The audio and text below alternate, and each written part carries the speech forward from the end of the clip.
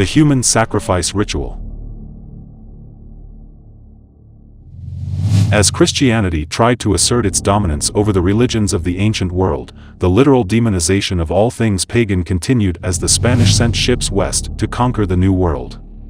Upon arriving, the Spanish were amazed and horrified by what they discovered. For 16th-century Christians, an encounter with a culture whose gods demanded human sacrifice and mass bloodshed confirmed their belief in evil. During a meeting between Cortés and Montezuma, Montezuma took Cortés to the pyramid of the war god on whose summit thousands of victims had died a gory death, their hearts cut out. When Cortés entered the pyramid's chamber, the first thing he noticed was the disgusting smell of rotted flesh. As his eyes got used to the dim lighting, he noticed crusty bloodstains on the walls. The glint of precious stone caught his eye. He looked over to see the eyes of the Aztec war god staring at him. The statue sat with a golden bow and arrow, and in front of him was a brazier full of human hearts, still warm. Cortés looked at Montezuma and asked him how such a great and intelligent leader such as he could believe in these treacherous gods. He explained that these so-called gods were evil demons, then asked Montezuma for permission to put a cross and a picture of the Virgin Mary inside the chamber. Montezuma took great offense at this and told Cortés that if he had known he would be so insulting to the gods, he never would have brought him to the chamber. Montezuma explained that the Aztecs believed that the gods were good because they bring health, harvests, and water. His people must offer blood sacrifices as payment for their good fortunes. Such a culture clash, to say the least. In Cortés's mind, the Christian God gave his blood to redeem mankind for their sins, whereas the Aztecs must give their blood to redeem the gods. In Tenochtitlan, they offered people to all kinds of gods, but particularly the sun god, Huitzilopochtli. Prisoners of war were placed on a large sacrificial stone and their hearts were cut out. Sometimes, the victim was decapitated. Archaeologists have discovered evidence of human sacrifice at the foot of the Templo Mayor, the primary temple of the Aztecs in what is now Mexico City. The rituals took place approximately 500 years ago. At the site, researchers found a broken skull of a young prisoner of war who was beheaded in honor of the gods. The skull was in a vase. Further excavations are planned to determine if this was a single offering, or if it was part of a larger ceremony. The Templo Mayor was the most important religious, political, and economic center of the Aztec capital, Tenochtitlan. The temple went through various stages of expansion until its destruction by the Spanish in 1521. The temple was site to macabre rituals wherein the Aztecs held their greatest ceremonies. In the temple, a special sacrificial stone, along with at least 50 skulls and more than 200 jawbones were found. The skulls and bones are from men and women who ranged in age between 20 and 35. According to archaeologists, the victims were beheaded on the sacrificial stone, after which their heads were used in ceremonies. 5 of the skulls were buried beneath the sacrificial stone, and the other ones lay in a pile on top of it. The skulls under the stone had large holes at the temples, so they could be exhibited next to the Templo Mayor on its Tzompantli, a huge wooden rack that held many skulls, resembling an abacus from hell. Some of the 45 skulls found on the sacrificial stone were processed into macabre skull masks. According to the monk Diego Duran, the Aztecs sacrificed no fewer than 80,000 people during one ceremony in 1487. Historians say this number is exaggerated and estimate that there were about 500 to 700 casualties per year, perhaps 20,000 on special occasions. To a lesser extent, the Mayans and the Incas also offered human sacrifices. Neither cultures spared the children, as they were sacrificed in both. On the people of Mesoamerica, Franciscan missionary and early ethnographer Bernardino de Sahagun wrote, "It is certainly a matter of great wonderment that, for so many centuries, our Lord God has concealed a forest of so many idolatrous peoples whose luxuriant fruits only the demon harvested and holds hoarded in the infernal fire. Nor can I believe that the Church of God would not be successful where the synagogue of Satan has had so much success, in accordance with that phrase of St. Paul's, grace will abound where transgression abounded." Jaquith, 1983.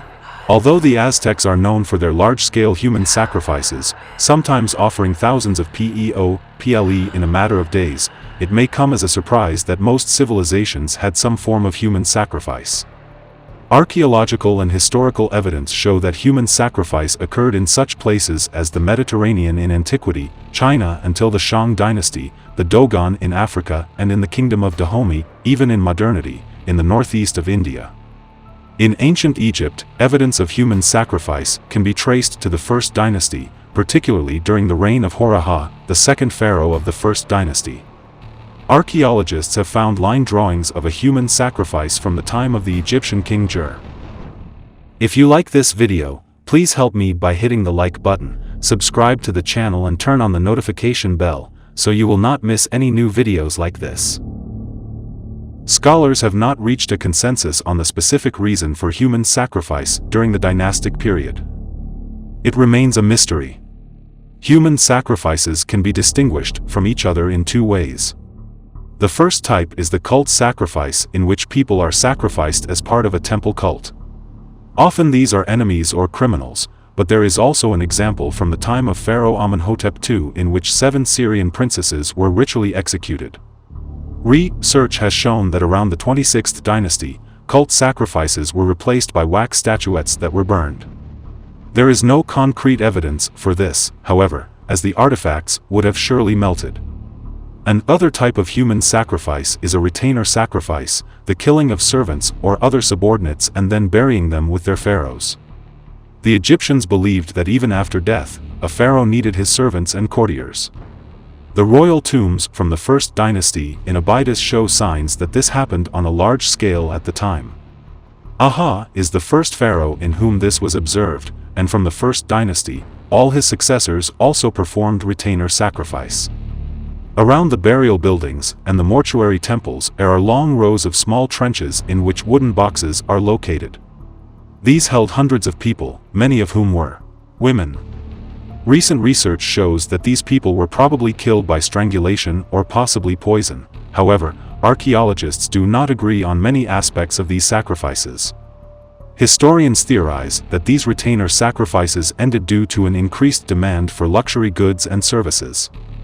The Egyptians could no longer waste important human capital, especially when they considered the huge loss of talented, well-trained, and experienced craftsmen. No longer was it acceptable to kill off the elite's most talented artisans and career professionals. Can you imagine if we did this now? What if Jeff Bezos died, and as a result, all the people who work for Amazon, everyone from accountants to distribution center employees, would also have to die? Of course, the scale is clearly disproportionate, but it is similarly mind-boggling. In the years that followed, the servants were replaced by wooden models and figurines in the tombs as symbolic substitutes for the retainer sacrifices. These figures have been discovered in a majority of private graves, leading some to suggest that they may have served a different purpose. As with many aspects of history, debates are ongoing, and mysteries remain unsolved. The Abrahamic religions, though, rejected the ritual sacrifice of people. Jews, Christians, and Muslims believe that Abraham was instructed by God to sacrifice his only son, Isaac, but he was stopped at the last moment by an angel of God. The reason God gave that order is in Genesis 22:12, namely, to test whether Abraham was obedient. This was a true test of faith and obedience because Moses had instructed the Israelites to reject the practice of child sacrifice. The book of Leviticus strongly condemns this practice in many verses, as does the rest of the Old Testament. Thus, Abraham had to trust that it was indeed the one true God who had commanded him to kill his own son.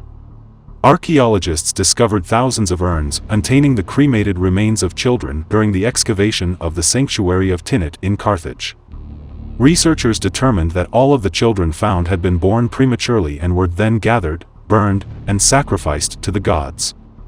In Carthage, they shared the beliefs and practices of the Canaanites and Phoenicians, who continued the practice of human sacrifice until about the 5th century BCE. Archaeological excavations show that Canaanite children were burned on an altar between the ages of 3 and 12 months. Deuteronomy 12:31 mentions how Canaanites used to burn their children alive as a sacrifice for their gods. This practice of bringing child sacrifices is repeatedly prohibited in the Old Testament. And thou shalt not let any of thy seed pass through the fire to Moloch, neither shalt thou profane the name of thy God. I am the Lord. Leviticus 18:21 KJV. Who was Moloch? According to biblical tradition, Moloch, sometimes spelled Molech, was a deity worshipped in the Canaan region, inextricably linked to child sacrifice. Moloch, meaning king, was the idol personification also linked to Baal. In exchange for prosperity, the monstrous Moloch/Baal/Kronos/Saturn personification demanded the blood of child sacrifices, as well as the tears of mothers and fathers. The idol of Moloch was a huge brass figure seated in a brass throne with the body of a man and the head of a calf wearing a crown. Its stomach was a furnace, hollow and divided into 7 compartments, each meant to receive a different offering: human children, ewes, rams, oxen, calves, turtle doves, and, oddly enough, flour. The beast's arms were extended to receive the bodies of the children that would be placed there. The arms were constructed in such a way that they could be raised until the victim automatically rolled down to the open mouth and into the furnace so that they would be consumed by the vicious fire. The fire of the amalgamation of sacrifices burned continuously, the smoke released from the monster's nose. As this happened, the cries of the terrified children would be masked by playing of instruments, particularly the beating of drums. The word for drum was toph, giving the name of this ritual site, the Tophet. Was this giant furnace an oven that baked the earliest Eucharistic sacrifices and burnt offerings? Could the strange combination of ingredients burned in the 7 chambers of Moloch's stomach be an antecedent to bread as a sacrificial offering? According to the Old Testament, the Lord commanded that Moses tell his people to make a burnt offering, a sacrifice in performing a vow, or in a freewill offering of what is called a meat offering. In this offering, flour was mixed with a lamb, ram, baby goat, or young bull. When combined, the offering was to be put into a fire and offered to the Lord, so that, when ye eat of the bread of the land, ye shall offer up an heave offering unto the Lord. Numbers 15:19 KJV. Later in the New Testament, Jesus offered himself as the sacrificial lamb. The Eucharistic feast consisted of the bread and wine that, when consecrated, are believed to become the body and blood of Christ, thereby mixing the body and blood of the innocent sacrifice with flour, as in bread. To partake in the sacrament of Holy Communion is to partake in an alternative sacrifice to those in the days of Moloch.